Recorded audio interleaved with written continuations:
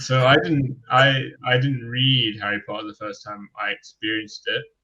It was read to me by my mother Oh before I wow. could read. So I really have no choice in being a fan.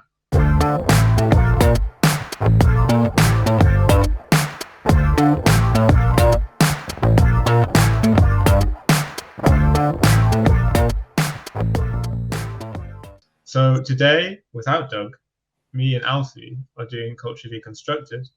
We're going to be talking about the Harry Potter franchise, its relation to kind of, as an example of kind of the biggest, the most massive of all the mass medias, its relationship with fan fiction, relationship with fan fiction to folklore, and all of that within kind of the context of talking about the text by Foucault, was an author. Hello, Alfie. Hi, how you doing, Stefan? I'm When good. did you first read Harry Potter? What kind of level of fandom are you at? So I didn't read Harry Potter the first time I experienced it. It was read to me by my mother Oh before I wow. could read. So I really have no choice in being a fan. Wasn't really much possibility otherwise because it was kind of whispered into my ear as I first came into the world. Uh, but no, I've been like a mega Harry Potter fan, and as it'll be evident later, I've also read a lot of Harry Potter fan fiction. Yeah, I mean, I read the fan fiction for the first time today, so we can talk about that. But what are you a fan of the films and everything? So I suppose if you had it literally whispered into your ear as a child, you're a perfect example of this kind of generation that are furious with JK Rowling now because they think that she actually kind of indoctrinated them to think naughty things. No, I mean, but I'm not at all mad at JK Rowling. I guess that's one thing we'll examine and talk about is kind of like how seriously should we take what the author says about the text? Because for me, like everything that JK Rowling has said on Twitter since the books have been published is just kind of irrelevant to how I see Harry Potter. Yeah, I mean, absolutely, but people are obsessed with it. So yeah, let's talk about it. I mean, I guess I mean I to me it seems like this idea of like the author's views mattering is quite outdated. Yeah. But I guess I did an English degree where the first things you study are like death of the author and Foucault's what is an author and sort of so I'm used to or have been this idea that the author has like very little of importance or very little significance when it comes to like the meaning of a text or whatever. But it seems from the JK Rowling kind of Twitter storms that other people see it quite differently, I guess. Well, I mean, it is important to say with the Foucault thing that what he's saying in that text is a rejection of the death of the author. He's saying like the author isn't dead, rather the author is kind of a subject position which serves a certain role in our society. It's not necessarily like the person who even wrote it or whatever, but you need someone to like hold the copyright in this kind of stuff.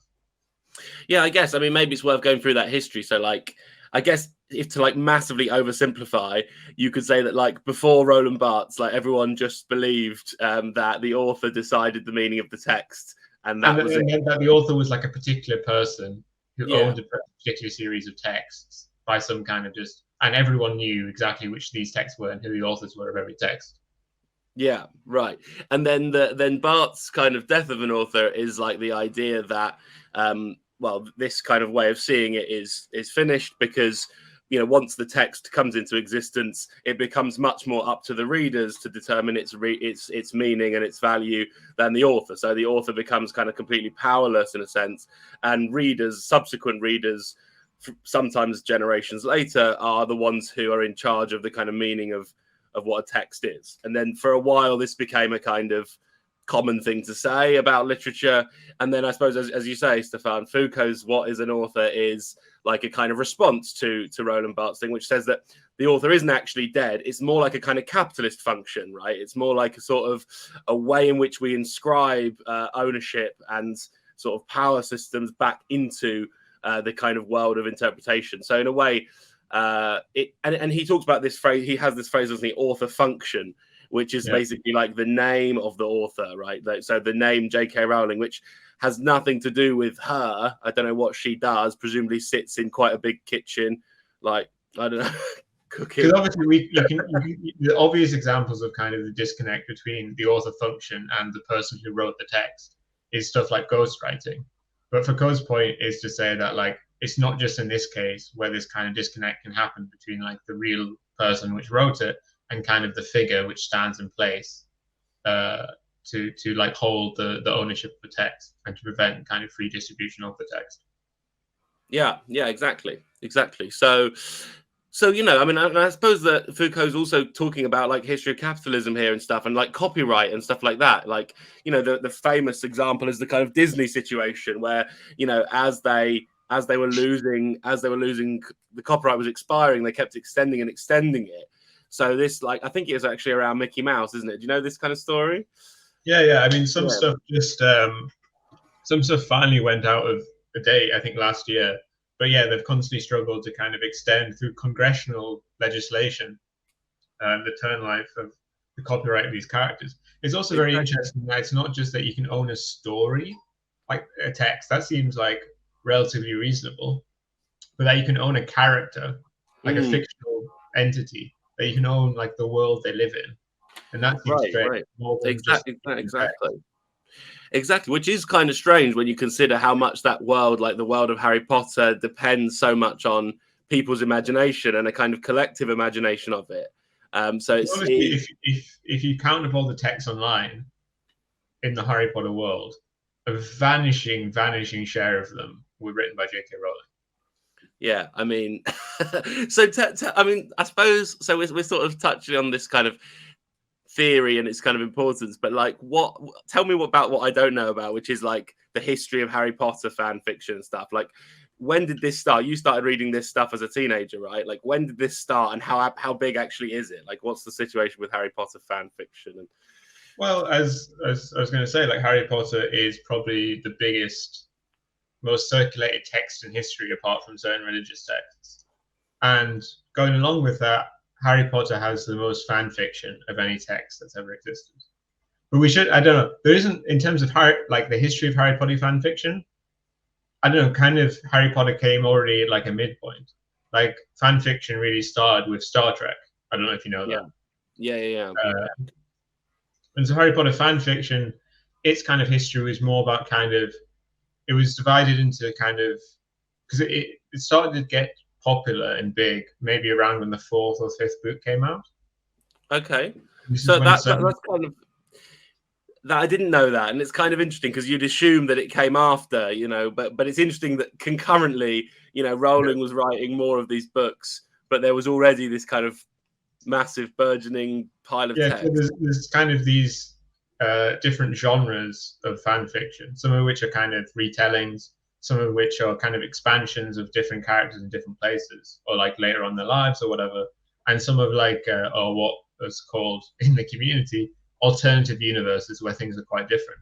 But while a text is still kind of in play, when the final text hasn't been published, one of the popular things is to write a conclusion to the series. Yeah. And so a lot of the fan fictions, the big ones that came out in this period, and to be clear, I wasn't reading them at the time because I was like 7 years old or maybe younger, were texts that would finish the book. And it's interesting because one of the main plot motifs of the ending of Harry Potter, which is these Horcruxes, which basically, I don't think it needs to explain, but they make it so Voldemort's very hard to kill in a very specific way, and you do very certain things to do that. They didn't exist, or they hadn't been introduced in the text yet, and no one came onto this idea independently for how he would come back to life. And so they're very different because there was this lack of this thing.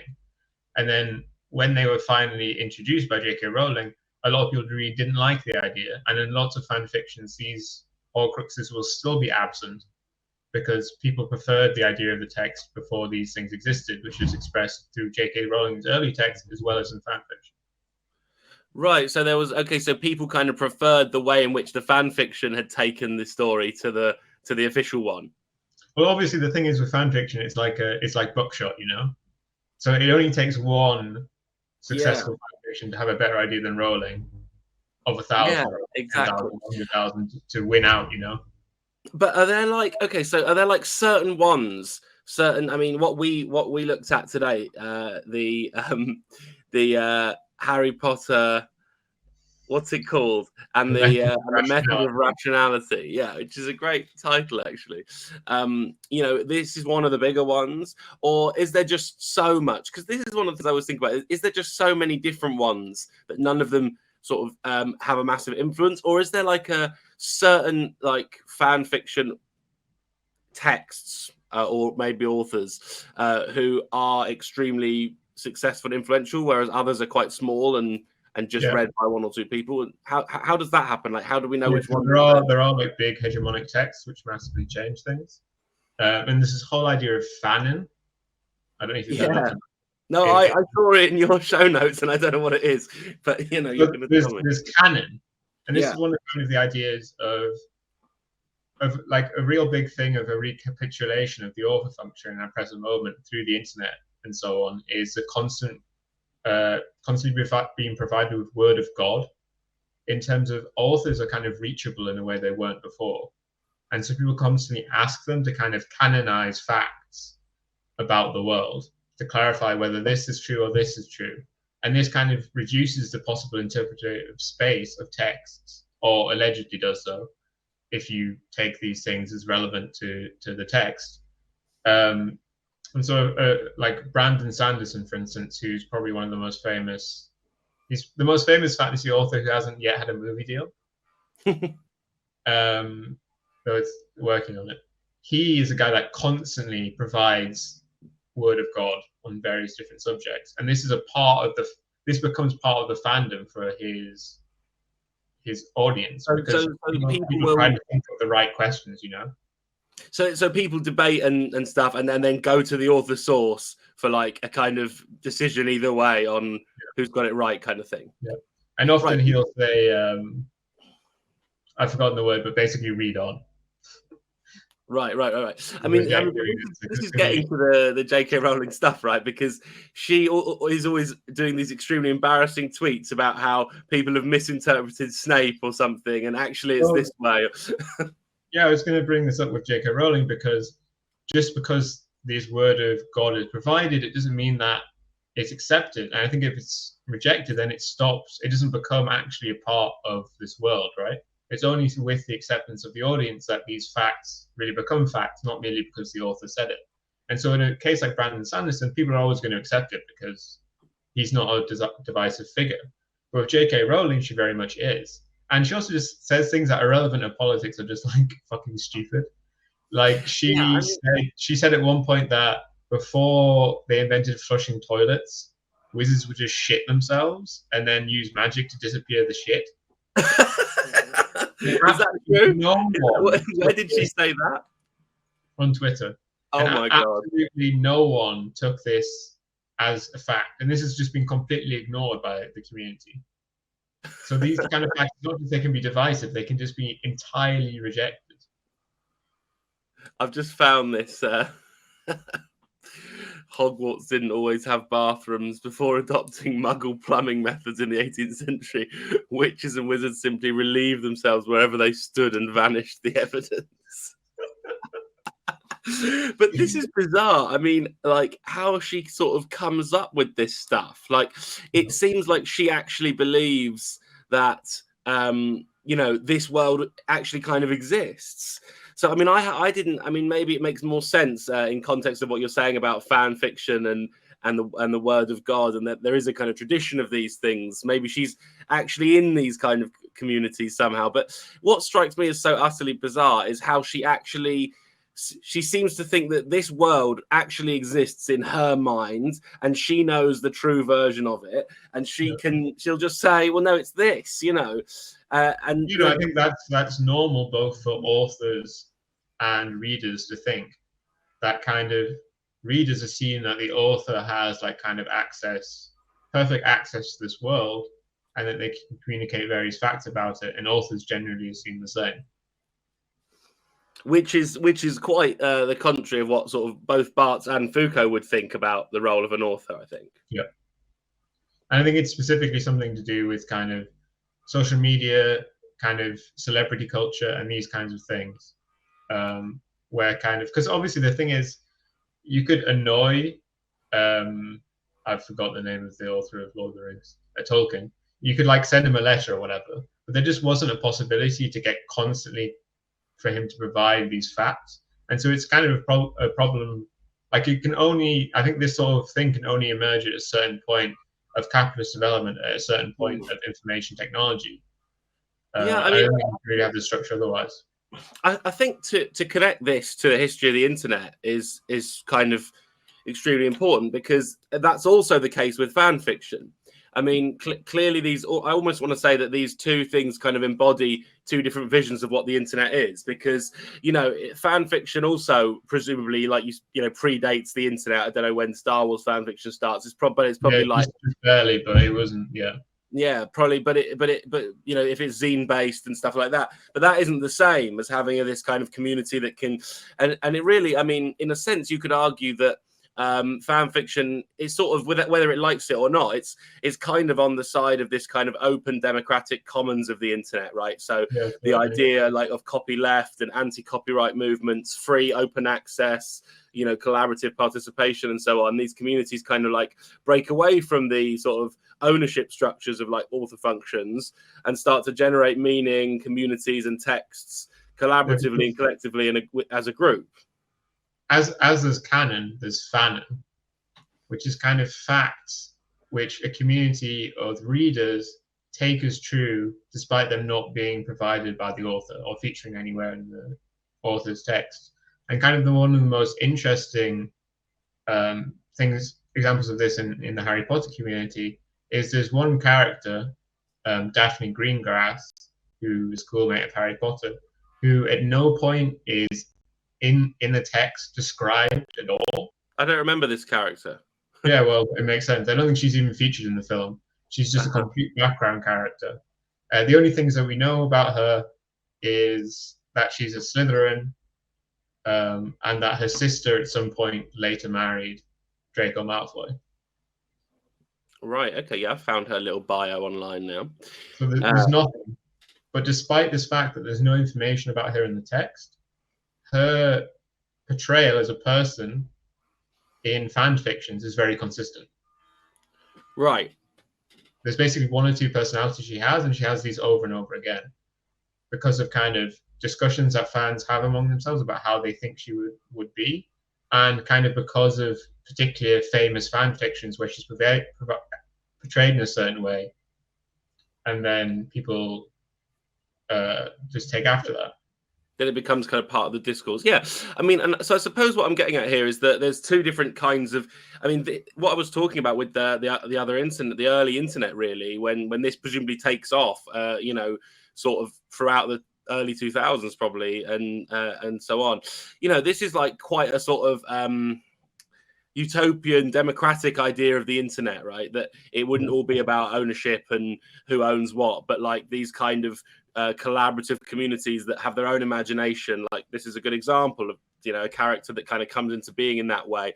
But then on the flip side, you've got the alternative, the kind of author function, I suppose, as Foucault described it, or as, you know, or JK Rowling on Twitter, trying to sort of reassert control and reassert ownership. And actually, this is kind of where we are with the internet, isn't it? Like the internet it does still have potential for this kind of democratic commons, let's say, of collaborative work, which is kind of embodied by some fan fiction communities, but it also wants to kind of shut that down and ensure that the internet is kind of, that, you know, property is owned and regulated and so on. So in a weird way, this JK Rowling thing kind of embodies the situation with today's internet, like whether it's going to get whether the kind of platform capitalists, the owners of it, are going to get hold of it and maintain kind of ownership of all areas of it, or whether there is actually a possibility for a kind of collective collaborative commons that could like escape those ownership models, I guess.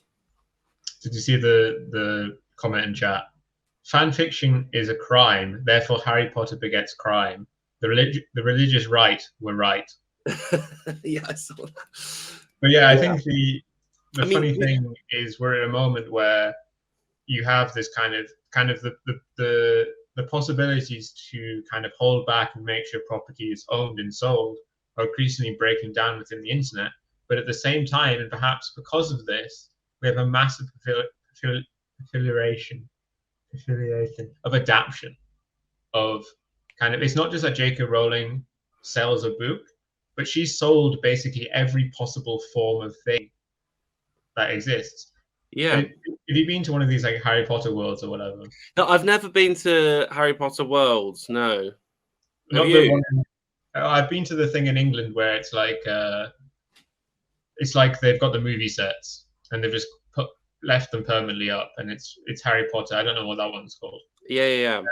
Another interesting thing about this is how they create these fictional objects as real objects, like the food and drink of Harry Potter and the sweets. Yeah, you can have a bottle of beer and stuff like that. Yeah, which is disgusting, by the way. Yeah, I think that's really interesting. The creation of something that starts as a fictional object and becomes a real object. But do you think so does this mean that JK Rowling spends all her time obsessively reading fan fiction and freaking out when people get it wrong? And so what she actually I think JK Rowling is actually an author that's quite favorable to fan fiction, from what I've heard. And I think I'm not sure on this, but I think it's recently become a thing that fan fiction authors, they can't sell their works and they can't directly do anything, but indirectly fan fiction authors run Patreons. Yeah, just in the past couple of years they've been able to do this, so and they haven't monetize, and they haven't faced the wrath of Rowling, because obviously you don't sell the fan fiction directly.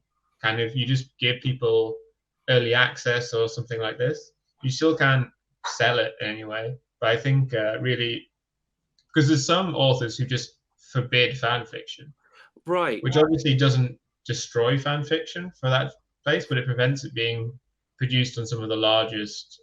In a way, I suppose there's an issue of like, not an issue because obviously it's up to people, but there's an issue of kind of free labor there. It strikes me as weird that, like, I think it's good that it can be monetized through Patreon and stuff, because it strikes me as weird authors would be against it, because essentially what's happening there is people are doing enormous amounts of free labor, but you're the one profiting because your brand and you're the owner of is growing in popularity and value and, you know, and essentially overall power. So like those people who are doing fan fiction are actually, largely speaking, doing the authors quite a big favor, I suppose, and for free. If anyone generates profit, it tends to be, well, it could be platforms or it could be the author themselves. So I suppose at least if it can be monetized for them in some way, that's a good thing. I mean, so in a way, it's good that authors should. You would have thought authors would accept it and encourage it, I suppose. I think the people that don't have, this kind of very old idea of an author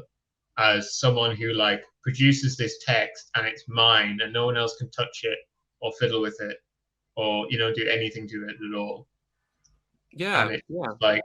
And they don't care about kind of, and the kind of this prestige thing is much more important to them than the money or the promotion. But she does kind of seem like that, actually, when she makes those Twitter comments like someone's got Snape wrong or whatever. She does seem, and this desire to do like all the Fantastic Beasts and just keep putting out things which are like set in the world. Like she does see, that's why I said maybe she's sitting there reading all these and going insane, because she seems like someone.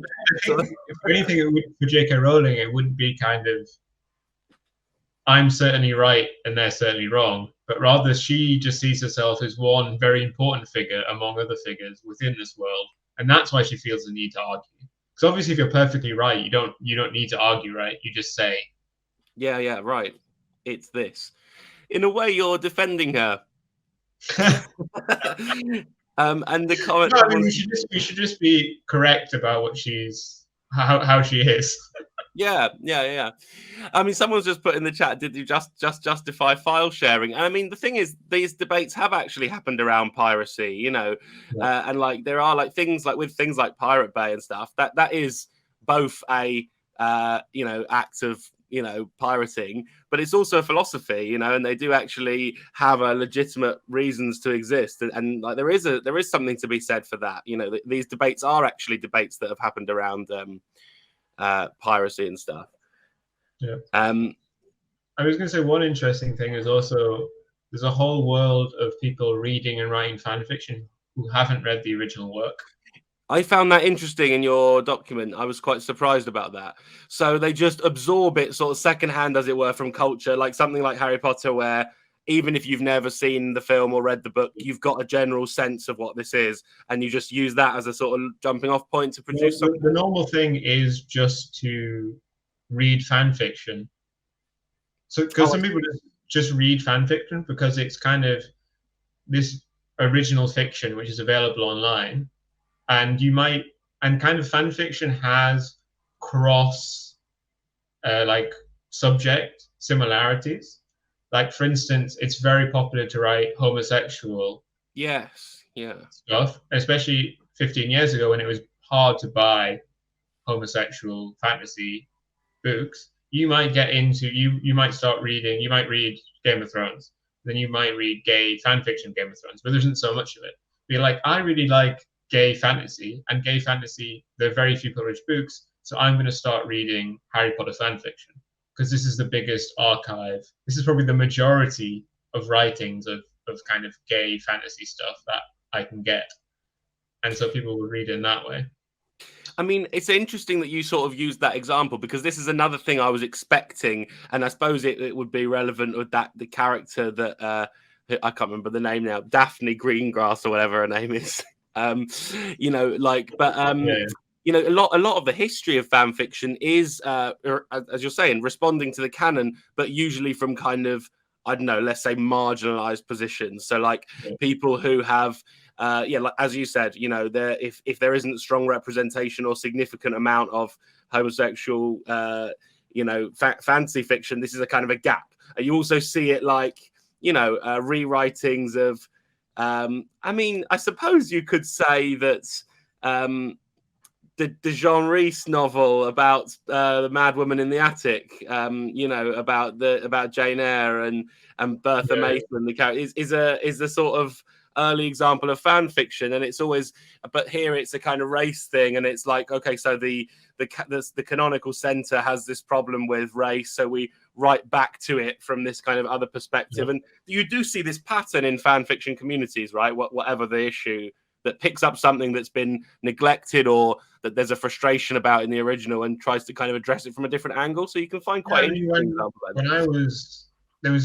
I don't read much Harry Potter fan fiction anymore. I don't really read at the moment, which is a bit sad. I just write things. At some point, you stop reading and just start writing.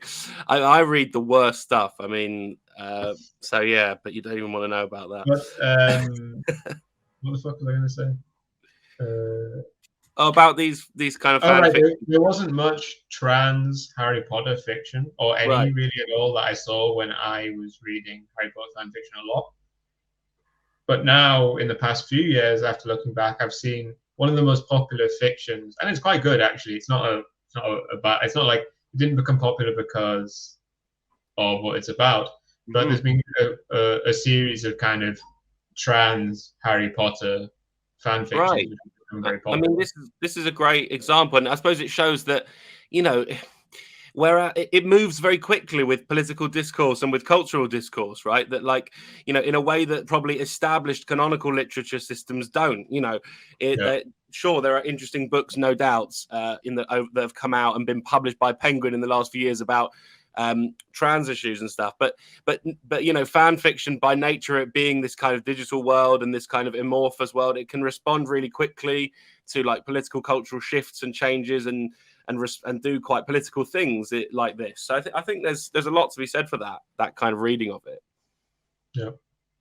And on the thing of not reading fan fiction, the one I sent to you is a very particular example of this, because this wasn't someone that this person just decided to write Harry Potter fan fiction because Harry Potter fan fiction is the most popular fan fiction.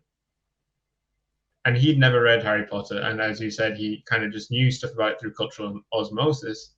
And he read the wiki articles of the plot of the book. But what he was doing is he was trying to promote his scientific, political, cult, whatever organization he was doing. It's an AI risk research organization. He was trying with the Harry Potter methods of rationality to promote this organization, to promote his website Less Wrong, and this was I think one of the most was a very popular and a successful enterprise because it became, at the time, the most read and favorited fan fiction that was ever written. Right. One thing that struck me as odd about this one when we read it today, and I mean, we should come to the trans stuff with JK Rowling again, but it says the OK Cupid keyword for Harry Potter and the whatever it's called, this thing.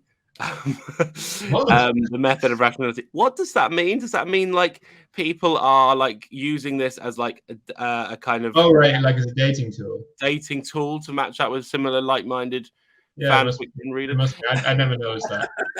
I also find that very interesting. Like this is also interesting kind of this is why I think that I suppose I'm trying to say that there is a kind of connection between readers of fan fiction and interesting kinds of internet activism.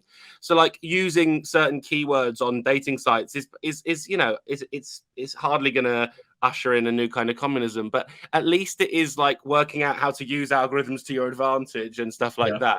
And I think that I can see from the way he's presented this that there's very much of this kind of logic to it, which of course is the case for piracy and other kinds of copyleft and things like that. These are digital communities which are interested in subverting in various ways the kind of formalized owned corporate owned internet that we kind of live in for the most part. What he'd done here with trying to deliberately create a popular fan fiction to promote something which had nothing to do with fan fiction, nothing to do with Harry Potter, was something that no one had ever done before. Or if they'd done it before, it never worked. It never become successful. And so, he was really pushing the boundaries of what fan fiction can do in a way I find very interesting, even if the organization itself is bad. Yeah, no, exactly. No, I find that interesting too. So you read this at sort of age 15 or something, is that right? So it came out between when I was 15 and 19. And I read it over that period. And it's the only one, I think it's the only fan fiction I've read like multiple times. I really, really loved it at the time. Okay, and, well, I enjoyed chapter 1, so... And I really like the fact that it's got this quote, this thing at the top, which says, "This fiction is widely considered to have really hit its stride starting around chapter 5. If you still don't like it at chapter 10, give up." Now, this is like quite interesting. You would never see that in a book, would you? Like the first bit of the book. It's very funny that lots of fan fictions have this note because they're written. They're serialized fan fictions, right? Which was a common thing in the 19th century of serialized fiction. And they're often serialized over years and years and years. So the thing is, someone will publish the first chapter of their fan fiction when they're 14 or whatever. And then they'll write hundreds of thousands of words. And the final chapter, when they're 21, will be so much better written than the first chapter, which is also not something that's meant to happen in published books. So that's why fan fictions often have this note at the beginning, like, try it until chapter 10. That's when I actually get good at writing. And if you still don't like it, then you just don't like it and give up. I know, it's extremely interesting because, and you can't, of course, change it. It's not like you can delete the first few chapters because they're already part of the history of it. And if you, what would happen if you did change it would just be that you'd get these original fan fiction readers who preferred the original chapters that would sort of. One of the most popular Harry Potter fan fictions has had a rewrite. I think it's called Prince of something.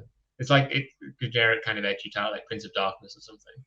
And it's kind of an alternative Harry Potter history where Harry Potter is kidnapped as a baby by Voldemort instead of attempted murdered. And this had a rewriting, but instead of being rewritten in that text, there was a creation of a second text, which was like basically the same narrative, but written again, hopefully better. But as you say, there are people who prefer the first one. Yeah, it's very interesting. So, I mean, okay, so how does this relate then to this, this Twitter rollingness of people's, and what we kind of started with, like that there's this kind of millennial generation then, which, let's say, that feel, I guess so, because I mean, I'm probably the Harry Potter generation, really. I think the first book came out when I was like, I don't know, I think I read it when I was like, let's say 12 or 13. Okay, so close enough. Yeah, right. right time.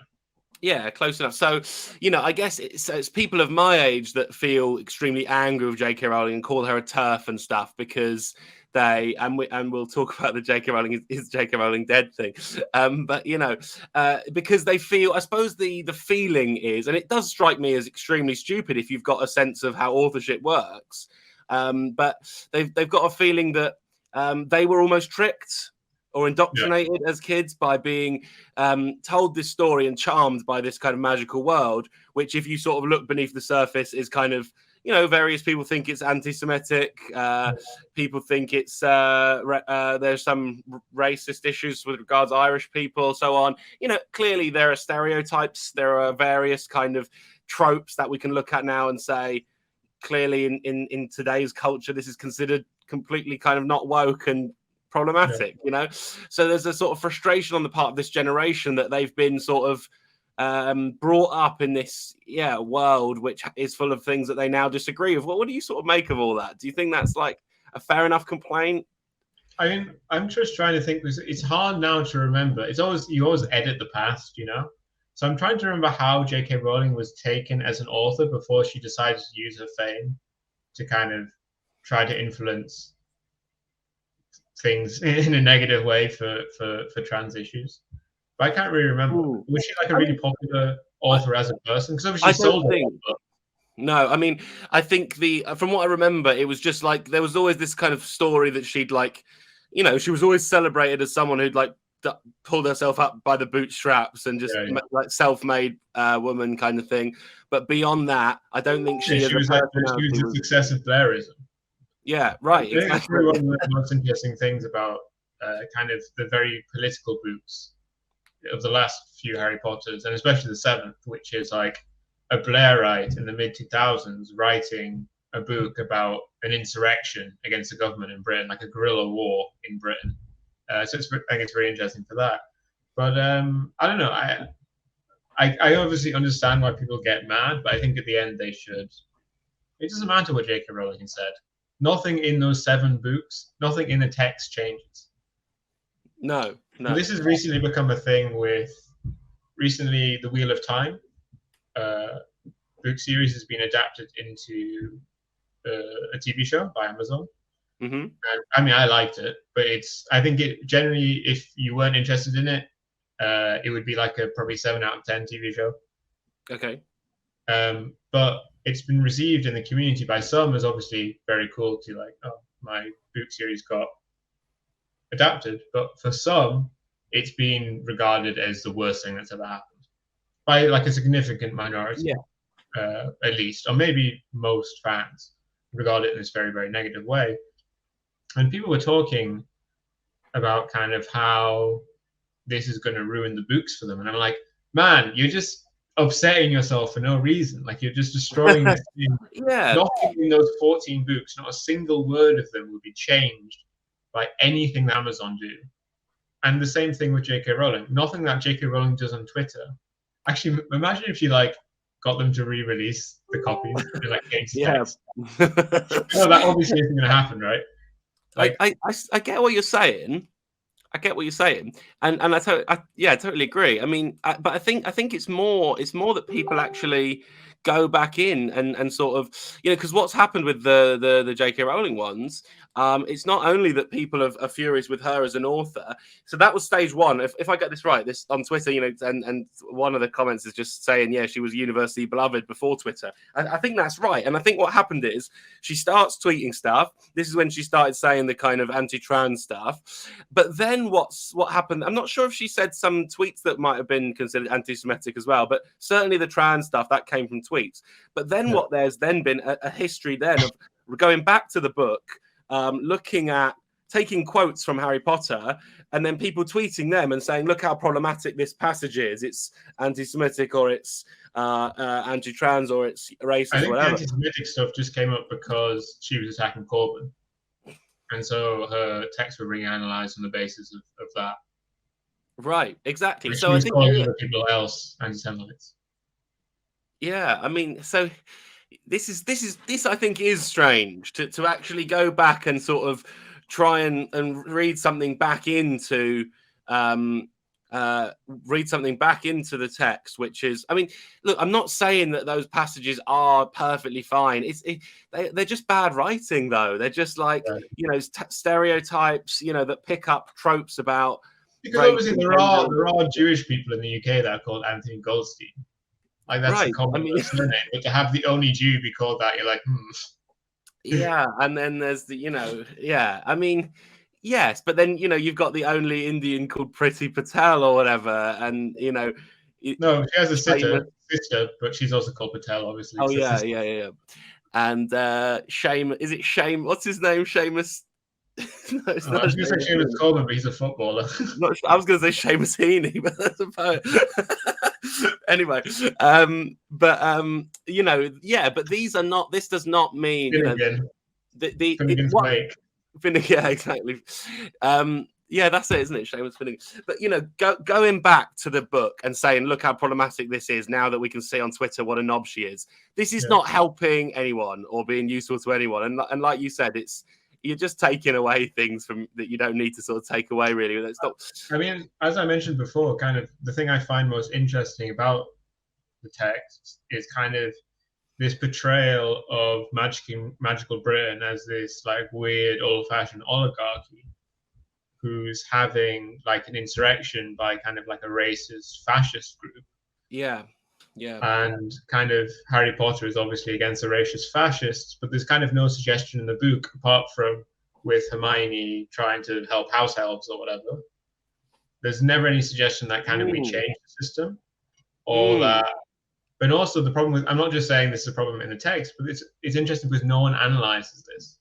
This is something that I find genuinely interesting about these texts, but no one talks about it. They're just like, ooh, the fucking goblins are Jews. Yeah, exactly. I think that's totally right. I mean, I think someone's made a really important comment here that says no one was reading politics into the books back then. I think this is very symptomatic of us. Like, and on the one hand, I'm tempted to say there's something good here, to recognize that everything is political. And yes, if you all grow up reading a certain thing, and this is where fan fiction can perhaps, be interesting and diversify things.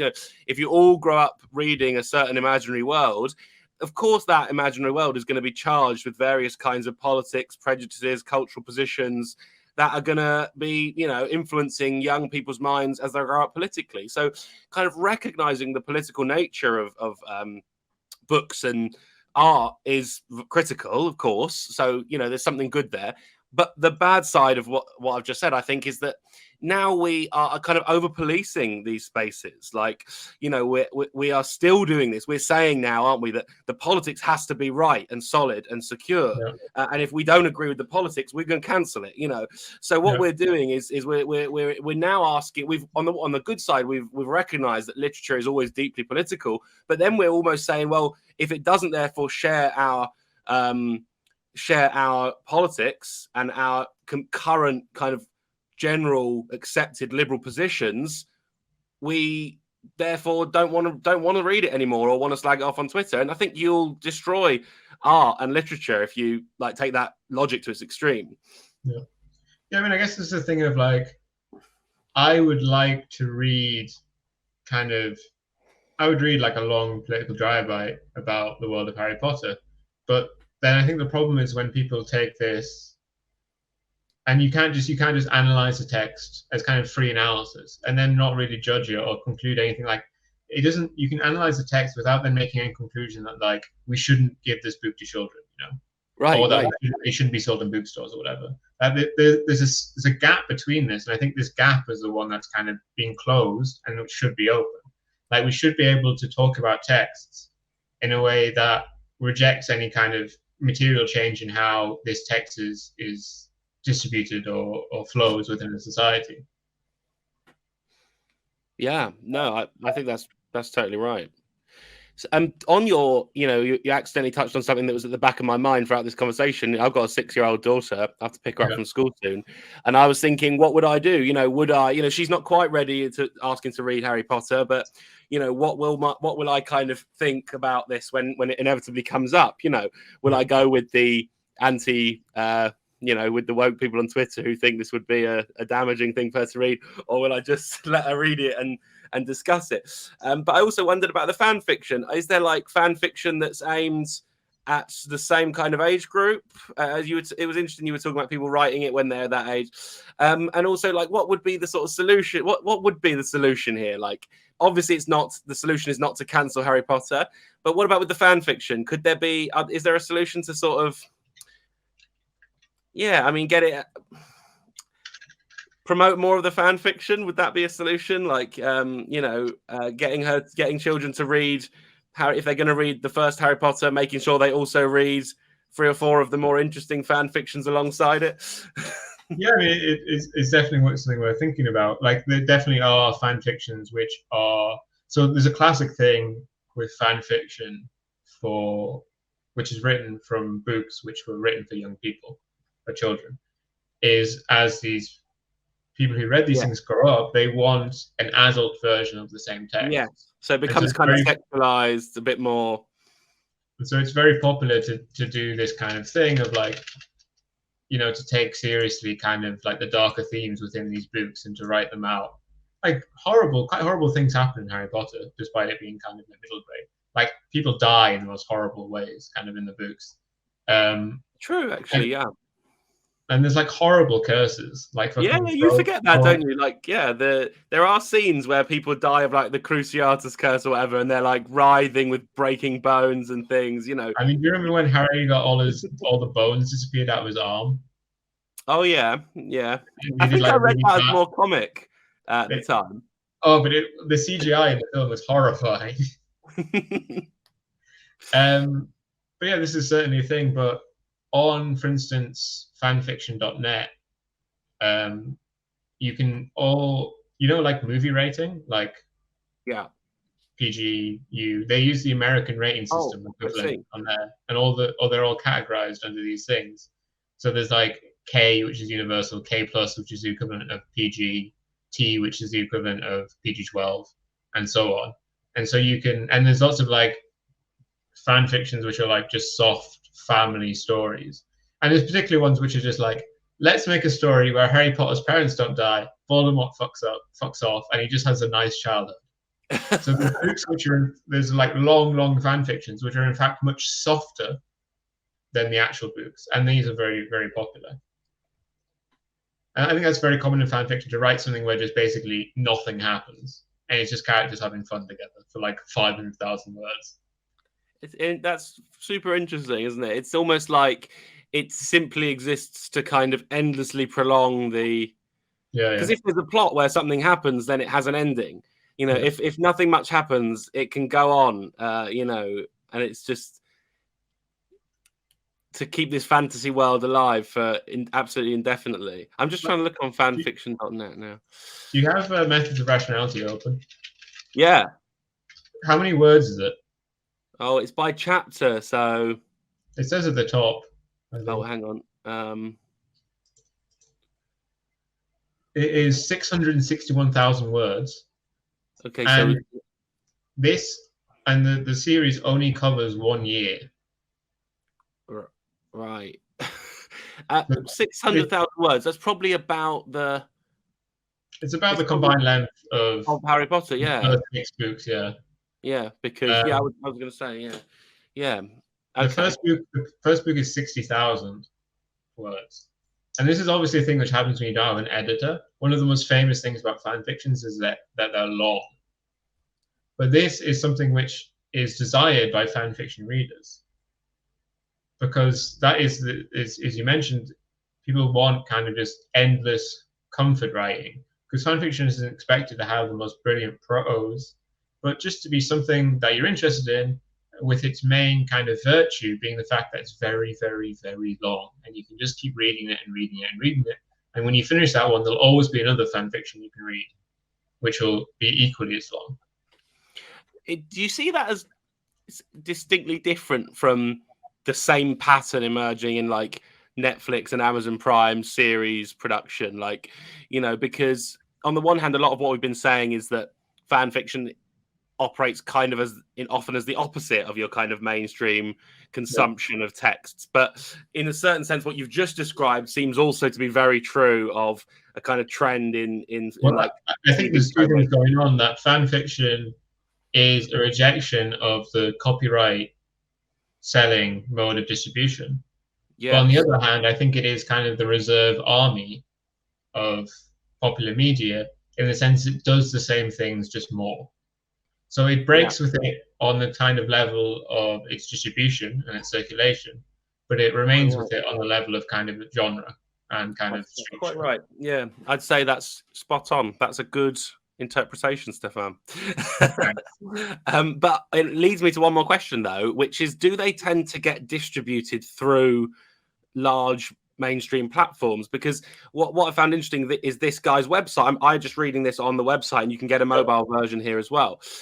So whereas, of course, if these are being distributed through Amazon Kindle, for example, they play a very different role in kind of profitability for platforms and things like that, and they don't serve so much this anti-capitalist. So it's kind of a common story with.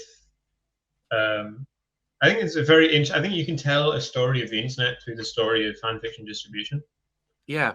In the early days, you had like all different websites. As with the early internet, there was just hundreds of different websites, and the normal thing would be one text, one website. In terms of like Harry Potter, there would only be Harry Potter fan fictions archived on this particular website. Yeah. And then it would sometimes be even narrower than this, because there's a very big fight within fan fiction communities. Well, in fandom communities, between who's the right characters to have romantic relationships with. Yes. And so people would have sites where you just have Harry Potter and Hermione fan fictions. Or stuff like this. So it would become narrower and narrower. But as the internet changed, these kind of sites died out. And instead what became hegemonic was fanfiction.net, which is this kind of classic profit-making commercial website, which is owned by a guy. Well, technically profit-making, but not actually, because it normally loses money. But in essence, like a normal kind of website, which is the intention is to store this stuff and to make money. But in recent years, fanfiction.net has been losing popularity to Archive of Our Own. An Archive of Our Own is a website created by the Organization for Transformative Fiction, which is kind of the nice name for fan fiction. Transformative fiction of a text which already exists. And they're like an advocacy group.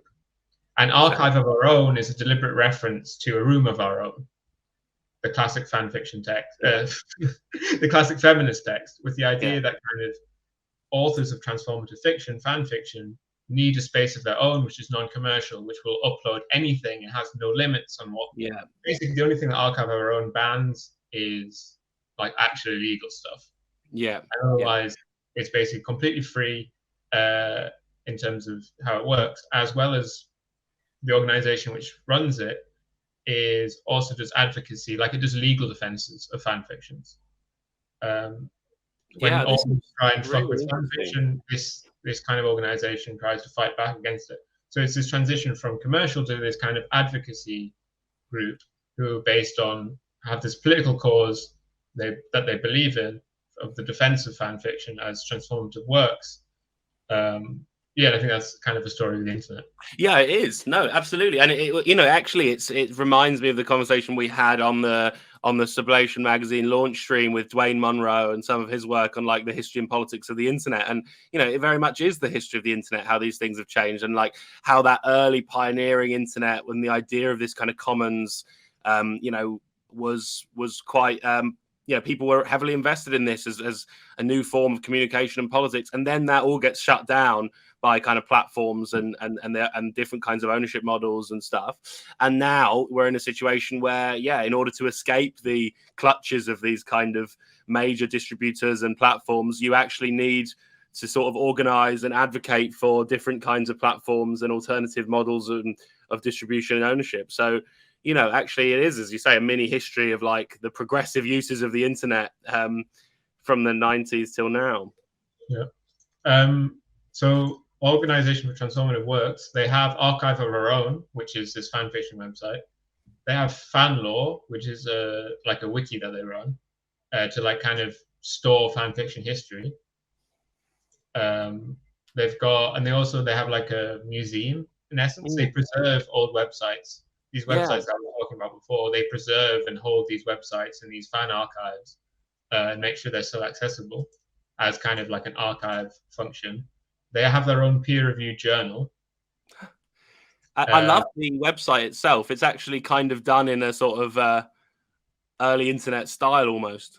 Yeah, it's a nice website. The Transformative Works and Culture is their journal. Where do I find that? They do the legal advocacy, and they have like a directory of information about fan fiction. Where's the? This is good. Yeah, this is interesting. We don't have to talk every second because Doug can just edit stuff. If we want to just kind of look at this website for a minute. Yeah, no, I mean, there's a lot on. There's an enormous amount on here. Yeah, I mean, I think Archive of Our Own is a good example of how websites should look. Like, compare how, because this is obviously owned by non-profit people. Yeah. And that's why there isn't fucking 8 cancerous fucking video ads. Yeah. All over. I mean, look, and not just that. I mean, I genuinely, I think this your answer is a great point. I mean, I actually been writing about this recently. Like, you know, the way in which websites used to be structured compared to the way in which social media sites tend to be structured. You know, it's so much more.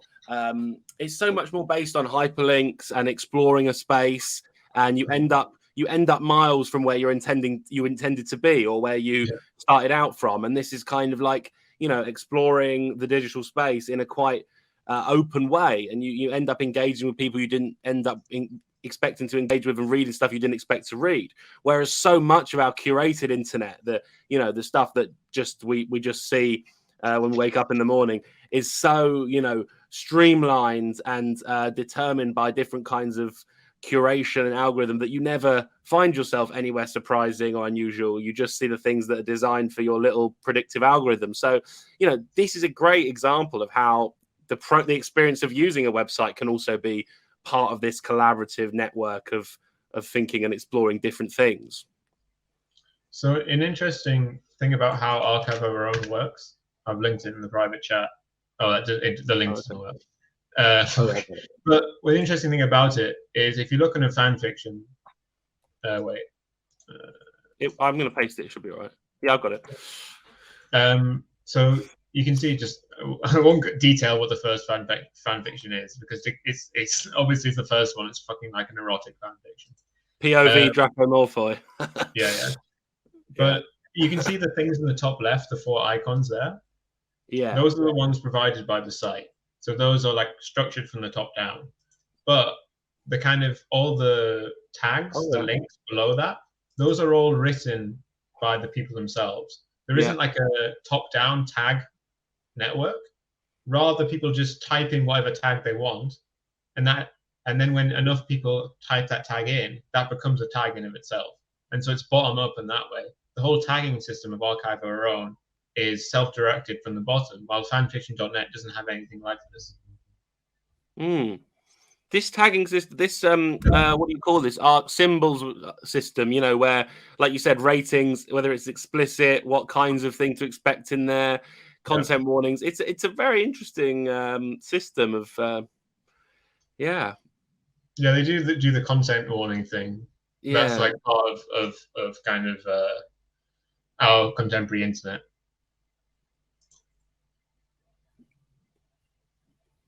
No, this is just super. I'm probably going to get down a rabbit hole of Harry Potter fan fiction tonight. In fact, I'd be very surprised if I didn't. I'll link you one that's like actually good. I'll have to think because I don't really know. There's not. I obviously there's lots of fan fiction I've read which I've really enjoyed, but it's not one of those things where like there's one. The only one that I'd call out is Harry Potter Methods of Rationality, and I remember that not just because I enjoyed it, but because it was involved in this whole political thing. And interestingly, I was into this cult before it came out and was into Harry Potter fan fiction. So it's like my cult leader had decided to like write like a bit of fiction from the thing I was most interested in. So that for me was like fucking mint. Yeah. Shall we quickly discuss the Harry Potter is dead, the JK Rowling is dead hashtag and all that? Oh, is that a hashtag? I didn't realize. I just put that in. What? Yeah, well, there was. I read an article in the Sun about it. Oh, right. And I guess I was making a reference. Oh, right. Okay, so it's just coincidence because you did it because we were going to argue from a sort of death of the author perspective. Yeah. JK Rowling was dead. Right. But, you know, I mean, maybe that is the thing to say, you know. I suppose it just doesn't matter. But yeah, there have been some funny anti JK Rowling tweets and articles. Have you seen have you ever seen the meme Hatsune Miku? I've never had to pronounce it out loud.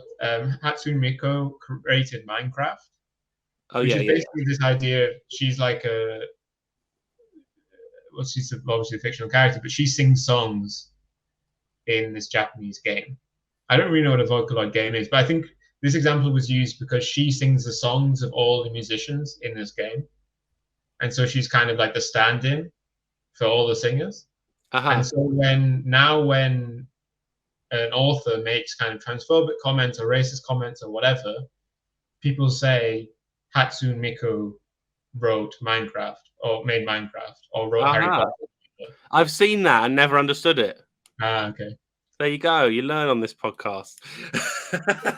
Yeah, I think that's interesting. That kind of people will. I think there are, like, obviously, I've complained so far about people who take the role of the author too seriously, but there are definitely people who Hatsune Miku thing is obviously partially a joke and partially like a reflection of a real kind of rejection of the author function.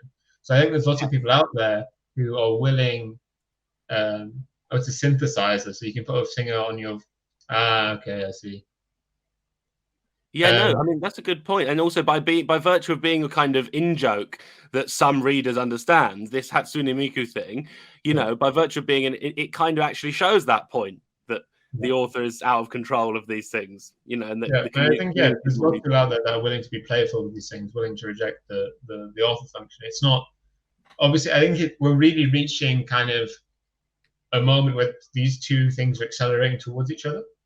Of a mass proliferation of adaptation, of a constant selling of rights, of authors being taken way too seriously, of everything they say being taken as word of God, with a fanish community which is saying that really it belongs to us. We're like the author is one person and we're the rest of it, and we're so much more important than the author, and we should be able to decide what these texts mean.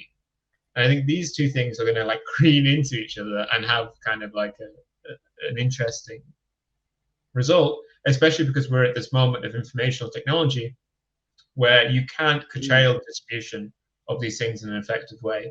There was kind of like a brief decline in piracy as companies tried to like caught up and were able to like on Netflix, for instance, basically get everything together as one.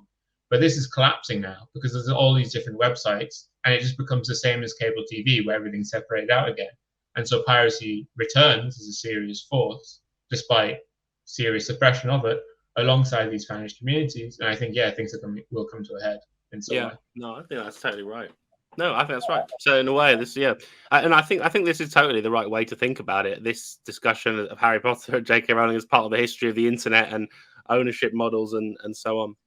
Anyway, I need to go and pick up my daughter from school and then find some suitable child-friendly Harry Potter fan fiction to read her for the rest of my evening before I get onto I'll end the broadcast now. Yeah, before I get onto the real spicy stuff tonight. All right. See you, everyone.